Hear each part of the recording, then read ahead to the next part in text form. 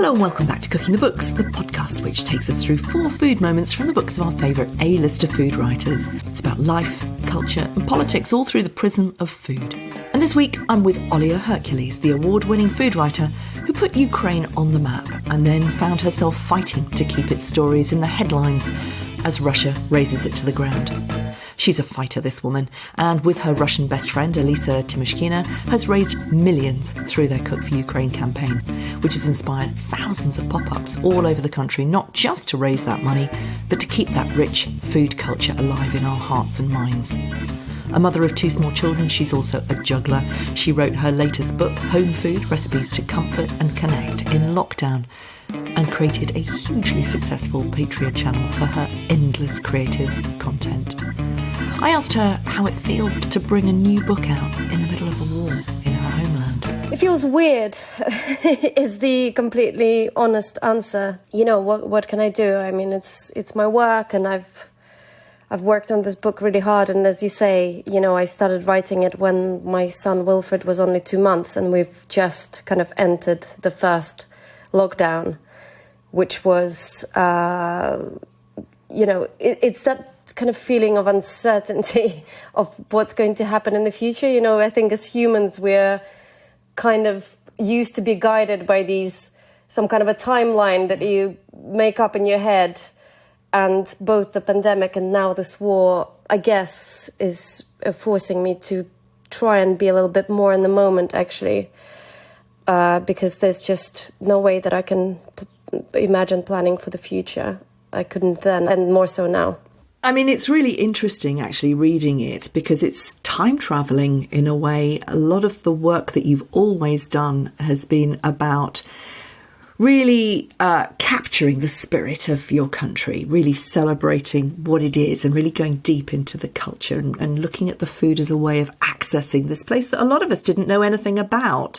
The time travelling is, you know, we're reading about a time before the war and you're bringing it to life from your perspective of somebody who lives in the UK as an expat, but bringing together the community and all the memories and bringing your family and your friends from both here and there in a book that you've called Home Food.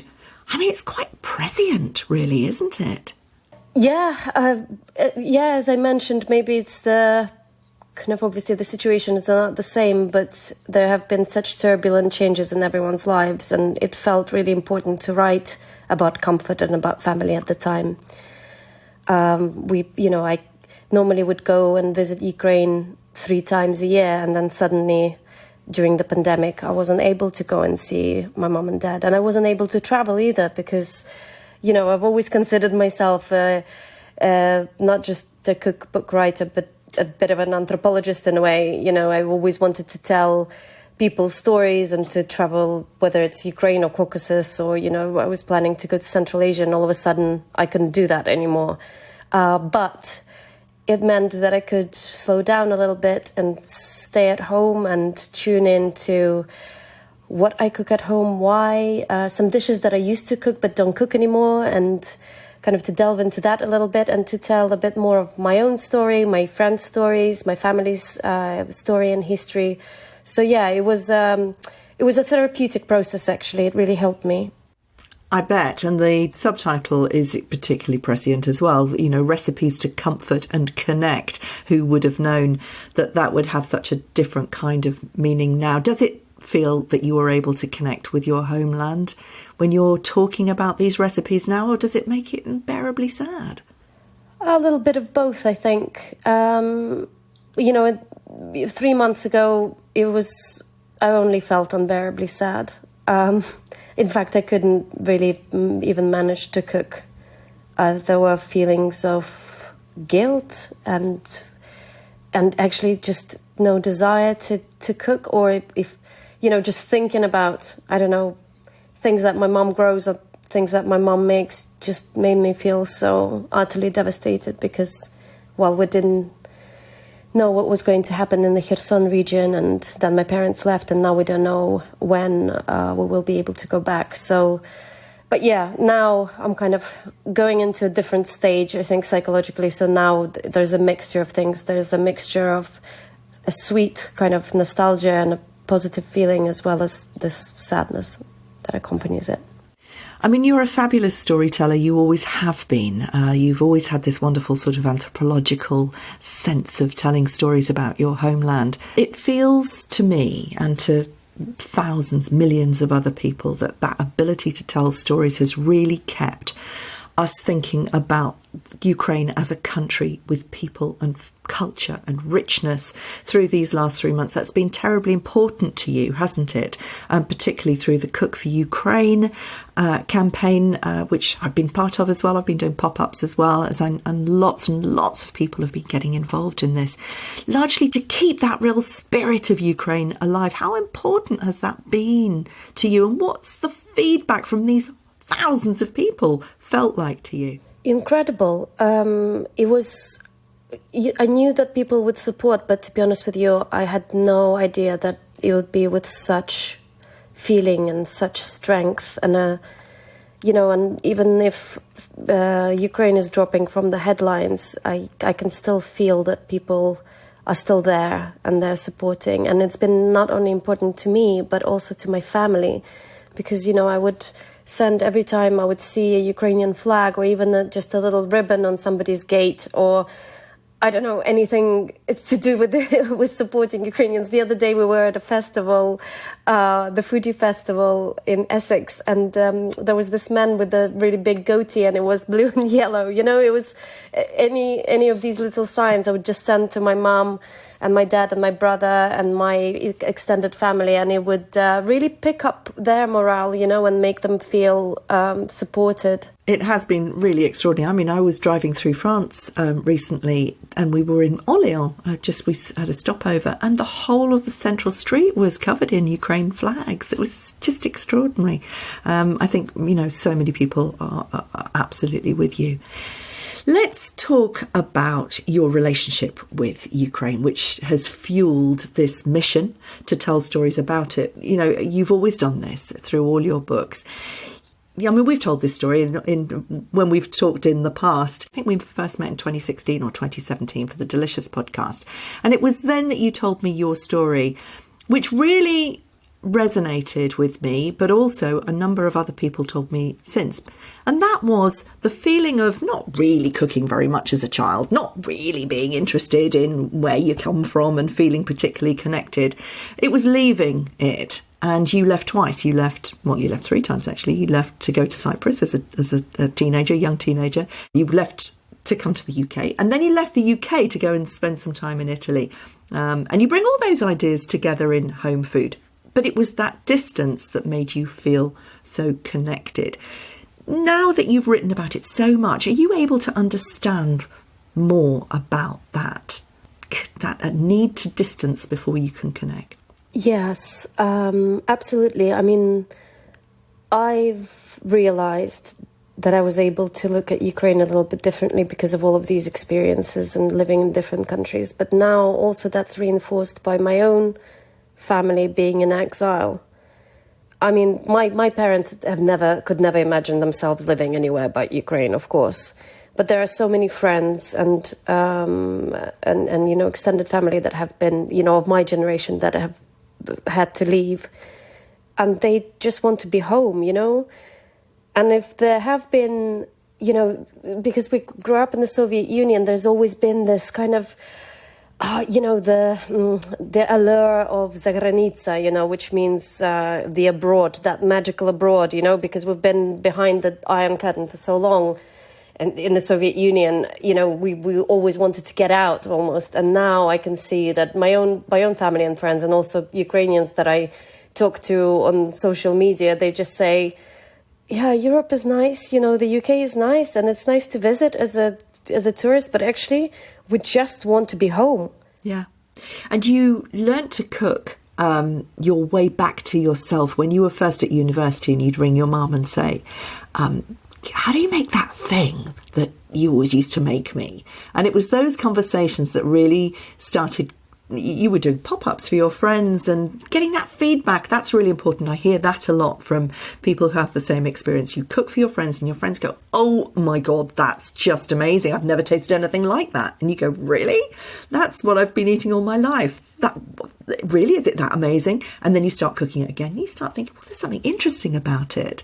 Home food is an anthology, isn't it, of your life so far. I mean, you couldn't possibly have known what it was going to become when you sent it off to press, but it brings together all the influences of your life so far, from Ukraine obviously, but also the Cyprus that you grew up in, your family, your Aunt Nina, half Ukrainian, half Armenian, and all your lovely friends who you've met in the UK as well. They all have their own stories, and you as that anthropologist really have kept those intact. Was that the main idea behind the book? In home food, it felt like a privilege, and it felt really good to be able to delve into my life a little bit and collect the stories that have been cooked for me by so many people. And I love giving credit. There's nothing more that I love than actually talking about the person who's given me the recipe. I'd never pretend, I've just, this is a recipe that that I've created or something like that. So I've always been a storyteller and always took pleasure in telling other people's stories. And in home food, it was nice to be able to tell my family story, because there are still Eastern European stories, but there are also stories of my neighbors, stories of my friends, and my people I've met throughout my life, and that felt really, really good. Yeah, it's a real celebration of everything that your life is all about. Let's start going through some of the food moments. You describe the comfort food that is the subtitle as the dumplings your mum telepathically would know you needed when you were coming back from school. You're a bit tired, a bit low. It's that meeting, isn't it, of need and flavour that equals the experience of comfort. Dumplings are kind of what we associate with the Ukraine. And your first food moment is really about the perception. Potatoes, cabbage. Tell me about that. My terrible complex about Ukrainian food that I've had for years before I started writing cookbooks, because even when I was writing my first cookbook, Mamushka, people would just ask, it's a book about Ukrainian food. Is it about cabbages and potatoes and dumplings, and it would really hurt, actually. But at the same time, be like, maybe it is about that. And then when I started writing Mamushka, I'm like, no, we have herbs and we have color, and it's very seasonal and so diverse. It's not about potatoes, So I actually didn't include a lot of the potato and cabbage recipes because I was just so worried about this, deeply ingrained stereotype in Western psyche almost. So with home food, I've shaken that off. And I included some recipes that, I thought were too potato-y, too cabbagey 6-7 years ago. So my first food moment is very simple fried potatoes and fried onions. So it's a dish that everybody cooks, probably not just Ukraine and, maybe in other Eastern European countries as well. But what's so beautiful about it is, I went to my mom and I said, the fried potatoes, do you have the recipe for it? And she said, is that even a recipe? I'm like, come on, just talk me through it. And she took me through it. Actually, in fact, she was here, I think. She was able to come during an interim between a couple of lockdowns, and she made it for me, and I watched her. And she said, cut the potatoes thinly, but don't worry if not all of them are identical, And she started slicing them. And of course, some of them were very thin and some of them were a little bit thicker. And actually, that's the key to the beauty of this dish, because when you fry the potatoes, so first you fry the onions, then you fry the potatoes, and some of them become deliciously crispy and some of them become really soft.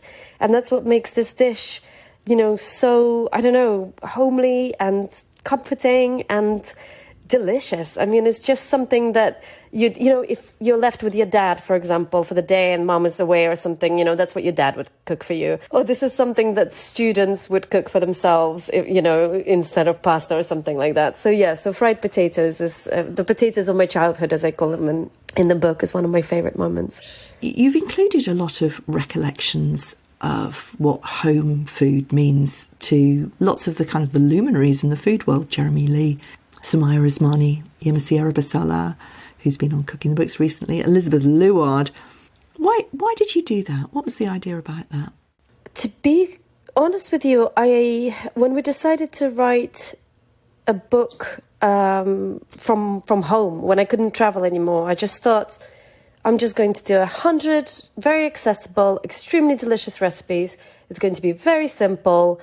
I'm not going to write any essays or do anything that I normally do because it's the pandemic and I've just had a baby and it's extremely hard. So I'm just going to do like this very simple cookbook with recipes.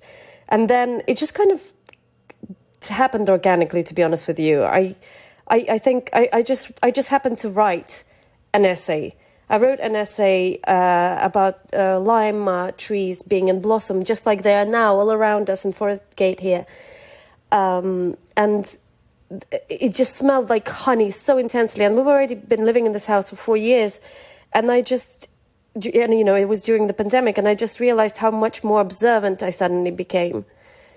And I thought, well, how come I never actually noticed this smell in the previous years? Why didn't I notice that it's lime tree blossom, which is so Ukrainian, actually, because we have them all over Kachovka as well, and we make tea with it. So I went foraging, and then I wrote an essay about it, and then I just couldn't stop writing. And then I emailed my publisher, Bloomsbury, and I said I wasn't going to do loads of writing, but actually it's just coming out of me, despite the sleepless nights and the 24-hour breastfeeding, etc. Can I write? And they read it and they said, yes, please go ahead, just write. And then as I started writing, I wrote also about this onion moment, apple and onion moment. So it was kind of in the evening, dusk time, and Wilfred was my youngest, was kind of like really hungry, and Sasha, my oldest son, was also getting really hungry, and then he just said, Mom, can you cut me some apple, please? And I was making dinner, so I cut him some apple, and I took a little piece for myself, and I tasted it, and I was like, oh my God, this apple tastes like onion, and it really reminds me of my mum. But I was the mum all of a sudden, and something clicked in my head, and I just thought, oh my God, is this a Ukrainian thing, or is it a universal thing? And I started asking friends if they knew what I was talking about. So actually I just went to my best friend Caroline first, and she's from Shropshire, and she said yes. And not only that, my mum would put it into a little empty margarine tub, and I'd go behind the sofa and I'd pretend that I'm in the shop, and I'd just have these oniony apples.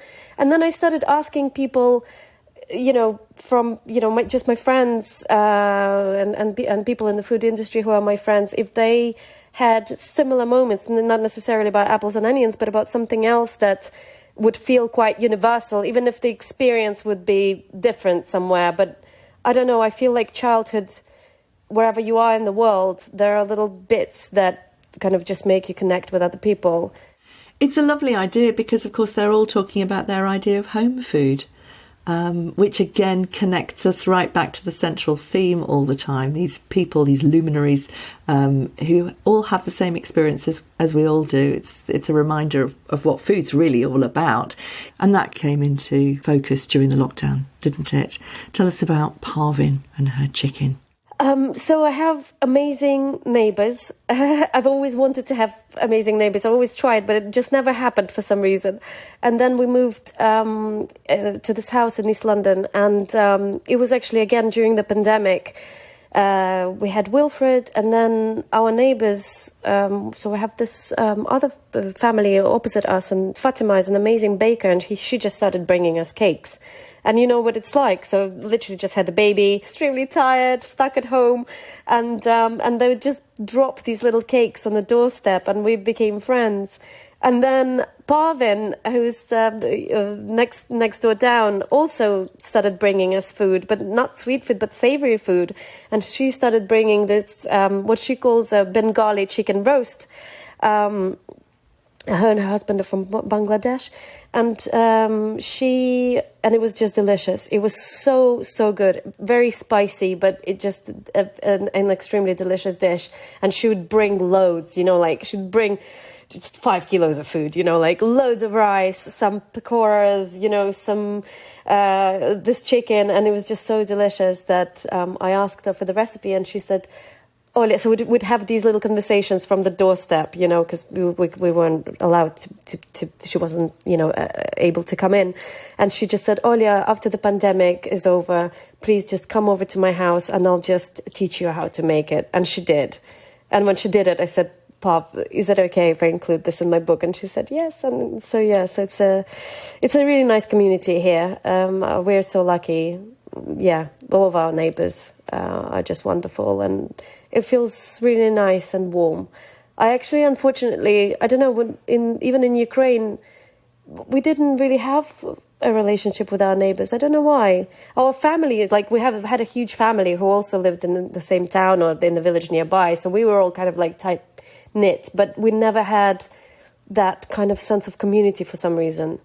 But I'm keeping everything crossed that if we're able to come back, that we will kind of build new bridges and, help the community flourish. Literally building new bridges.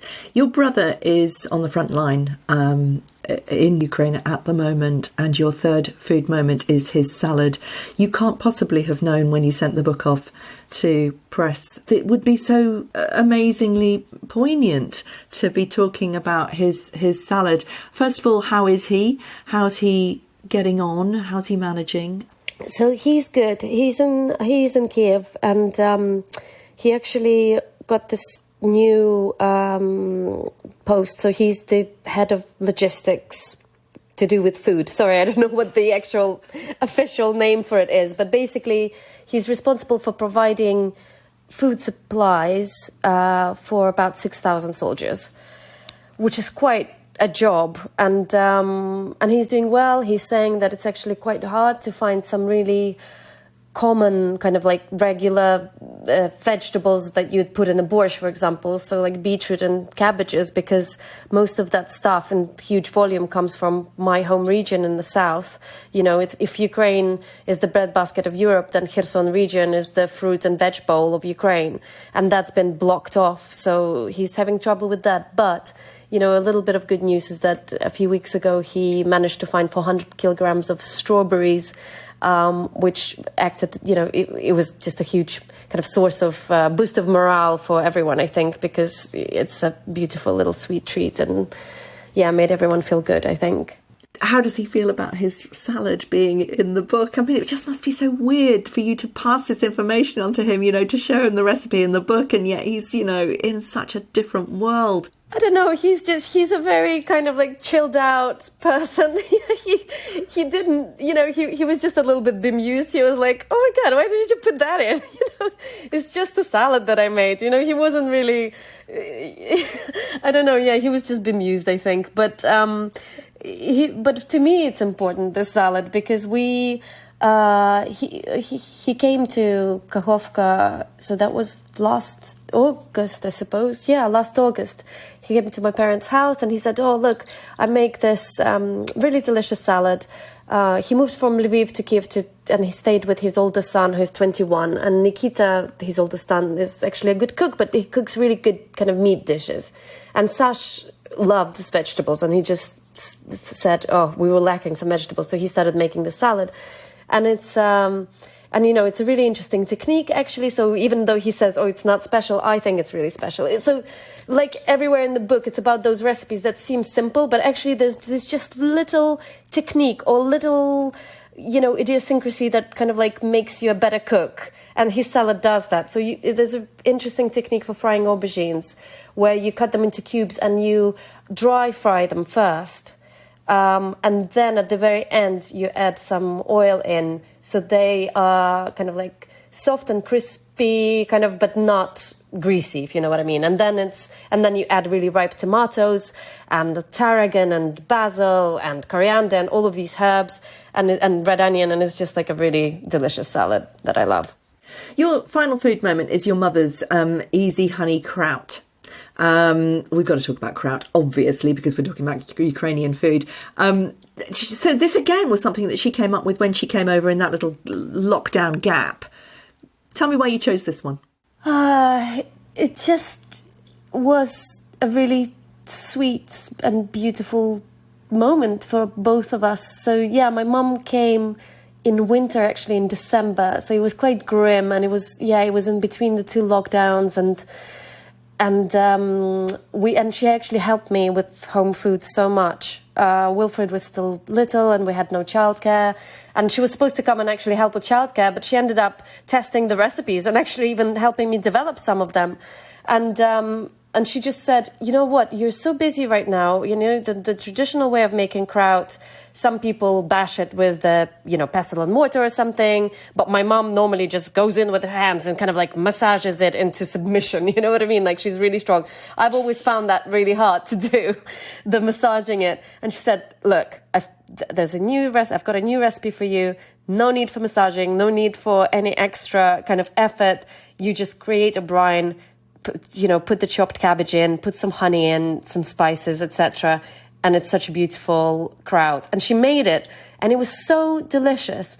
We just kind of finished the jar in 2 days, and we're like, better test it again. I mean, I just wasn't sure about something. So we just kept on making it every 3 days, and we would just finish the jar. And we watched a series on Netflix, and now I can't remember what it was called. It's about a family who lives on a Greek island in Crete or somewhere, and it was, you could just smell all of the herbs, and it was just like a really beautiful Greek island dream. We were just really hoping that after everything is finished, that me and my mom maybe can go on a little holiday together.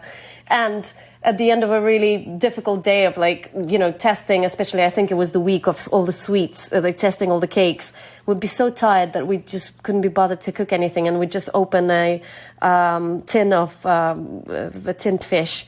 And my mum would bake a bread, and we'd just put it on the bread and have it with the kraut and watch this Greek set series. And there'd be a bit of, dichotomy there. You'd think, we should be really watching some kind of a Nordic noir with this meal. But it didn't matter. It was, Nordic on our plates, on our laps. And then we just watched all of the Greek sunshine and the sea, and dreamt of the relaxing at some point in the future in the sunshine. So yeah, that was a really beautiful moment that I'll never forget. Your parents were able to escape finally, but you had to persuade them, didn't you? One of the ways that you were able to persuade your dad was if you were able to support the people that he was leaving behind in the Ukraine, his staff. And you've been doing this through your Patreon. Tell us about that, and then tell us about how your parents are. Yeah, so my parents refused to leave. I think my mom could have been swayed a little bit more easier, but she would never leave my dad behind. My dad has a factory that produces farming equipment, and he has 22 plus employees. And one of the reasons why he said he absolutely will not leave is because he didn't want to leave them behind. And he said, I'm responsible for them. So, it was never a provision of like, Olia, you have to take care of my people, and then, and then I'll leave. It was more like he was just stubborn. He said, I'm not leaving them. And then at some point, I just got so worried and, just so scared for their lives, because they were actually getting threatening phone calls from the Russians saying that they know that their son is fighting for the territorial army, and he must lay down arms and give us the keys to your businesses and all of this kind of stuff. It was really scary. And during one of the conversations, I actually kind of lost it. I had a panic attack in front of them on the video call, and I think that scared them. And then afterwards I said, Dad, look, just leave and I will figure it out. I'll figure out a way to pay the wages to everyone that you leave behind. So, they will be supported. Don't worry. You guys, my parents have done so much for me. I have this incredible education, they've supported me throughout my, being a solo mom, and through all of my, troubles in my life. They've always been there for me. So I said, look, this is now my time to help you out, and that's fine. So they're okay. They managed to get out. My dad drove for about 5 hours through Europe after they eventually got out of the Kherson region, and they actually ended up in Italy, where my cousin who lives in Berlin has a house, and now they're in Berlin with my cousin, kind of sorting out all of their papers, but and they're coming here in a week's time, so that's amazing. It will be good for them to hang out with the grandchildren and kind of just pull them out of the, of the up and downs that they're having, like I am, I'm sure. But they just want to go back home, It would have been an amazing holiday to go to Italy and then to come and visit us. But when you don't know whether you're going to be able to come back to your home and everything that you've worked and lived for your whole life, that must be a really scary thing. And of course I understand it, but for them it must be extremely hard. Tell us about the Patreon. How can people get involved? Oh yeah, so I've been working on this project actually for about 6 months, and weirdly I was supposed to launch it on the 28th of February, and obviously that wasn't possible because the war started. So I professionally film videos of me cooking Ukrainian food and more. And it's kind of like initially was my bid to just become independent and not have to go and pitch for a TV show. Why don't I make my own TV show? And also for a certain subscription level, I also offer one live cooking class a month as well. So yeah, initially it was supposed to be just a thing for me to make my bread and butter. And now that my dad is in this situation, I am donating half of the money that I make to his and my mom's actually also employees and a couple of friends and my old English teacher who remain in Kakhovka. Because I figured out that if you just keep asking people to donate, there's a limit to that. At some point, people just say like, well, I've donated so much, how much more can I do? So now I'm actually just working for the donations, which, I think is fair. And it just means that every month I have this money to send to them. So for people who don't know about Patreon, how do you do that? How do you subscribe to your Patreon channel? So you go to patreon.com/Olia Hercules, and then there's all of the information there. So there's an introduction and you read about what you get for each tier. And there was one for £2 a month for people who are unemployed or single parents or students. And then there are different tiers as well. There's a £6 a month, a £10 a month, £35 a month. And then, the big philanthropist one for those who have the money for £100 a month. And all of that goes to supporting the community in Kakhovka, in my hometown. But there's loads of information there, and then people can read about it and see what I offer and where the money goes. It's interesting how it's evolved, your ability to tell stories, from your first interest in, wow, people like my food, then maybe there's something to do here. Let's do some pop-ups, to writing your books, becoming an Observer Food Monthly Rising Star, winning the awards at the Fortnum & Masons, and being absolutely lauded as this voice about the next big thing in a kind of cool media way, to then becoming this real voice for Ukraine. And you've just recently won a Champions for Change award for the work that you and your best friend Alissa Timoshkina, who's a Russian food writer, have done for Cook for Ukraine.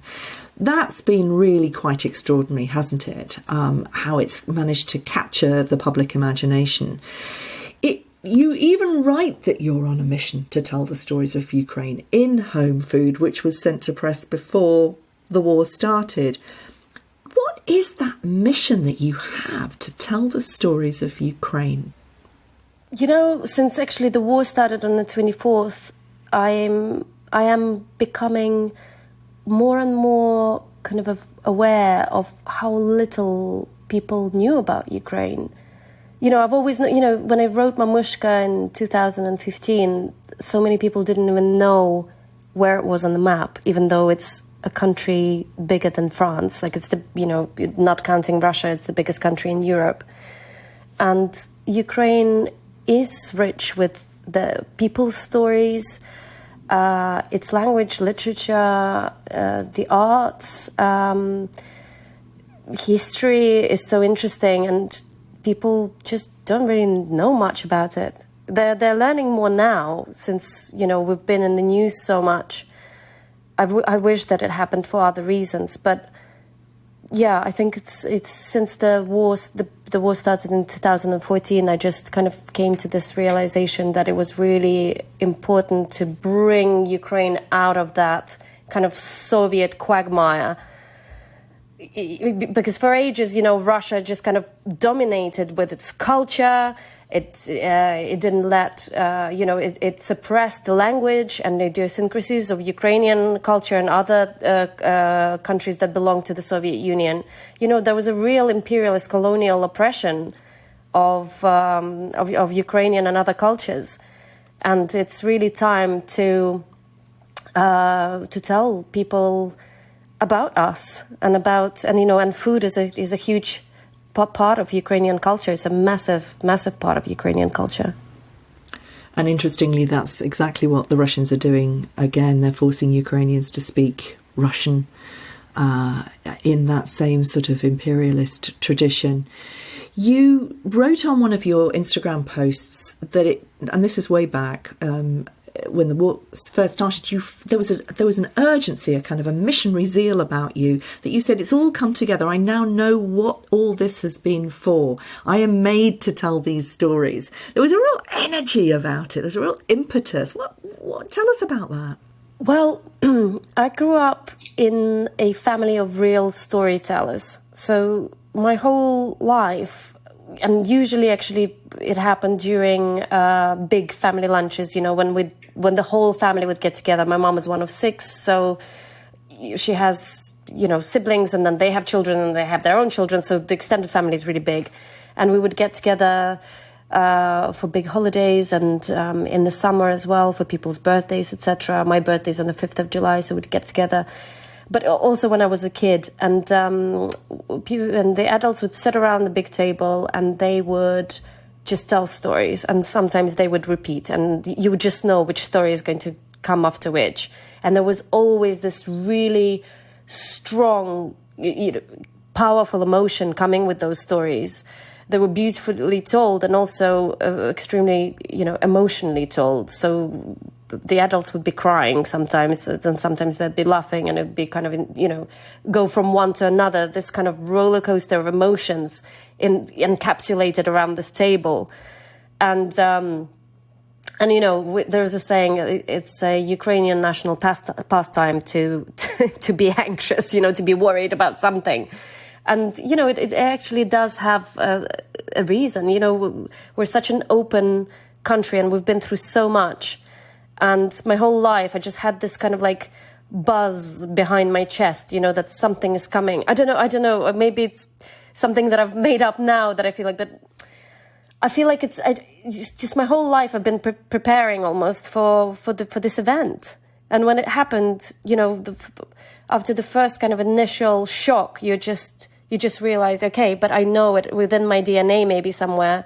My ancestors have gone through it not so long ago. My grandparents have gone through such horrific things, and I know about them, and I've been told about them, and I feel them, and even some of the stories I can actually picture in my head as if I was there. I don't know if it's a psychological phenomenon, I don't know, genetic memory or whatever you call it, or I just imagined it so vividly because the stories were told so vividly. So when the war happened on the 24th of February, I was kind of ready to go and ready to do anything I can to help my family, my friends, and my fellow countrymen and women.